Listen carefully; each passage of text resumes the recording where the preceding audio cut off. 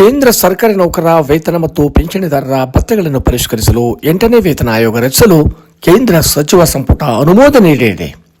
ಪ್ರಧಾನಿ ನರೇಂದ್ರ ಮೋದಿಯವರ ಅಧ್ಯಕ್ಷತೆಯಲ್ಲಿ ನಡೆದಿರತಕ್ಕಂಥ ಒಂದು ಸಚಿವ ಸಂಪುಟ ಸಭೆಯಲ್ಲಿ ಈ ಮಹತ್ವಪೂರ್ಣವಾಗಿರತಕ್ಕಂಥ ನಿರ್ಧಾರ ಕೈಗೊಳ್ಳಲಾಗಿದೆ ಎಂದು ವಾರ್ತಾ ಮತ್ತು ಪ್ರಸಾರ ಸಚಿವ ಅಶ್ವಿನಿ ವೈಷ್ಣವ್ ಅವರು ಈ ನಿರ್ಧಾರವನ್ನು ಪ್ರಕಟಿಸಿದರು.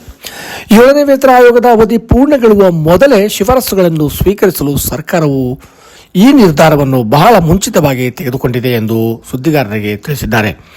ದೆಹಲಿ ಸರ್ಕಾರದ ನೌಕರರ ವೇತನವೂ ಕೂಡ ಪರಿಷ್ಕರಣೆ ಆಗಲಿದೆ. ಆಯೋಗದ ಶಿಫಾರಸುಗಳು ಜಾರಿಯಾದ ಬಳಿಕ ಕೇಂದ್ರ ಹಾಗೂ ದೆಹಲಿ ರಾಜ್ಯ ಸರ್ಕಾರದ 4 ಲಕ್ಷ ನೌಕರರ ವೇತನ ಪರಿಷ್ಕರಣೆ ಆಗಲಿದೆ. ಹಾಗಾಗಿ ಕೇಂದ್ರ ಮತ್ತು ದೆಹಲಿ ರಾಜ್ಯ ಸರ್ಕಾರಿ ನೌಕರರಿಗೆ ಇದು ಒಂದು ಸಂತಸದ ವಿಷಯವೆಂದೇ ಹೇಳಬಹುದಾಗಿದೆ. ಹಾಗಾಗಿ ಮುಂದಿನ ದಿನಗಳಲ್ಲಿ 8ನೇ ವೇತನ ಆಯೋಗ ರಚನೆಯಾದ ನಂತರ ವಿವಿಧ ರಾಜ್ಯಗಳು ಕೂಡ ಆ 8ನೇ ವೇತನ ಆಯೋಗದ ವರದಿಯನ್ನು ಯಥಾವತ್ತಾಗಿ ಕೆಲವು ರಾಜ್ಯಗಳು ಅನುಷ್ಠಾನಗೊಳಿಸತಕ್ಕಂತಹ ಸಾಧ್ಯತೆ ಇದೆ. ಹಾಗಾಗಿ ಮುಂಬರುವ ದಿನಗಳಲ್ಲಿ ಏನಾಗುವುದು ಕಾದು ನೋಡೋಣ. ಧನ್ಯವಾದಗಳು.